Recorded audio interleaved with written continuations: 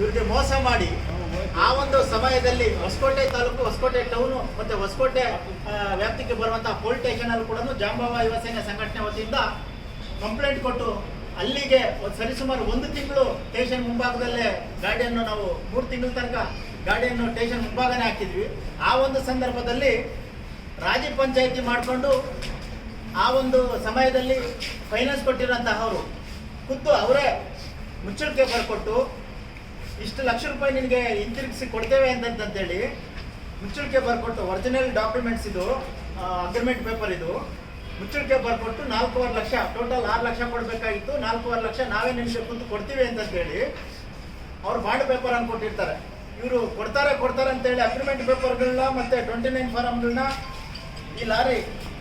ಏನು ಸೇಲ್ ಆಗಿರುವಂತಹ ಲಾರಿ ಭಾವಚಿತ್ರ ಮತ್ತೆ ತಗೊಂಡಿರುವಂತಹ ಮಾಲೀಕ ಈ ಒಂದು ವ್ಯಕ್ತಿ ಚಿಕ್ಕಬಳ್ಳಾಪುರ ಜಿಲ್ಲೆಯಲ್ಲಿ ಬಂದು ಹೊಸಕೋಟೆ ಟೌನಲ್ಲಿ ಪೊಲೀಸ್ ಸ್ಟೇಷನ್ ಅಲ್ಲಿ ಎನ್ಸಿಆರ್ ಆಗಿದೆ ಈ ಒಂದು ಗಾಡಿಯ ಬಗ್ಗೆ. ಇಷ್ಟೆಲ್ಲ ನಮ್ಮ ಹತ್ರ ದಾಖಲಾತಿಗಳಿದ್ರೂ ಕೂಡ ಕಂಪ್ಲೇಂಟ್ ಮತ್ತೆ ಪೆರಸಂದ್ರದಲ್ಲಿ ಒಂದು ಕಂಪ್ಲೇಂಟ್ ಆಗಿತ್ತು. ಇಷ್ಟೆಲ್ಲ ಇದ್ಕೊಂಡು ಇಲ್ಲಿ ಚಿಕ್ಕಬಳ್ಳಾಪುರ RTO ಅಧಿಕಾರಿಗಳು, ನಾಲಾಯಕ ಅಧಿಕಾರಿಗಳು ಏನ್ ಮಾಡಿದ್ದಾರೆ, ಬಡಬಗ್ಗರ ಹೊಟ್ಟೆನ ಯಾರು ಸರಿ ಇಲ್ಲ ಅನ್ನೋದನ್ನ ನೋಡ್ಕೊಂಡು ಬಡಬಗ್ಗರ ಹೊಟ್ಟೆ ಮೇಲೆ ಹೊಡೆದು ಇವರು ಸೈನ್ ಇಲ್ಲದೆ 2930 ಫಾರಮ್ಗೆ ಸೈನ್ ಇಲ್ಲದೆ ಇವ್ರಿಗೆ ಲಕ್ಷಾಂತರ ರೂಪಾಯಿ ವಂಚಿಸೋದು ಅಲ್ಲದೆ ಇಲ್ಲಿರುವಂತಹ ಕೇಸ್ ವರ್ಕರ್ಗಳೇ ಬೇರೆಯವ್ರಿಗೆ ಫೈನಾನ್ಸ್ ಅವ್ರ ಹತ್ರ ಮಿಂಗಲ್ ಆಗಿ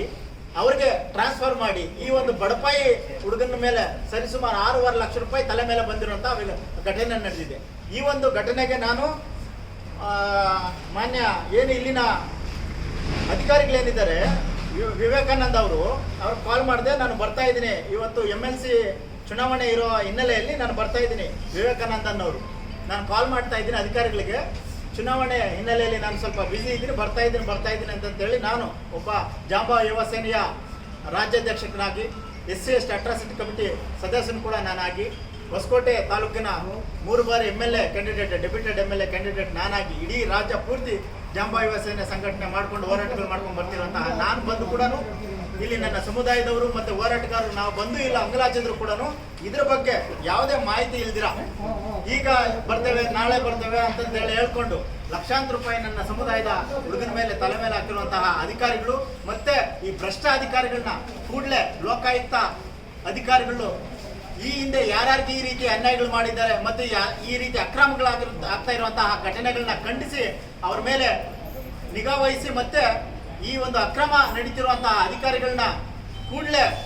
ಅವ್ರ ಮೇಲೆ ಕಾನೂನು ಚೌಕಟ್ಟಲ್ಲಿ ಕಾನೂನು ರೀತಿಯಲ್ಲಿ ಕೇಸನ್ನು ಹಾಕಿಸಿ ಮತ್ತೆ ಅವ್ರನ್ನ ಬಂಧಿಸಬೇಕು ಅಂತಂತೇಳಿ ಜಾಂಬವ ಯುವ ಸೇನೆ ಸಂಘಟನೆ ವತಿಯಿಂದ ಇವತ್ತು ಸಣ್ಣದೊಂದು ಪ್ರತಿಭಟನೆ ಇಟ್ಕೊಂಡಿದ್ದೀವಿ. ಇವತ್ತು ಇದೇನಾದರೂ ಬಗೆ ಹರಿದಿಲ್ಲ ಅಂತಂತಂದ್ರೆ ಉಗ್ರವಾದ ಪ್ರತಿಭಟನೆ ಇದೇ ಕಚೇರಿ ಮುಂಭಾಗದಲ್ಲಿ ನಾವು ಹಮ್ಮಿಕೊಂತೀವಿ ಅಂತಂತೇಳಿ ಮಾಧ್ಯಮದವರ ಮುಖಾಂತರ ನಾವು ತಿಳಿಪಡಿಸ್ತಾ ಇದ್ದೇವೆ. ಬೇಕೇ ಬೇಕು, ನ್ಯಾಯ ಬೇಕು.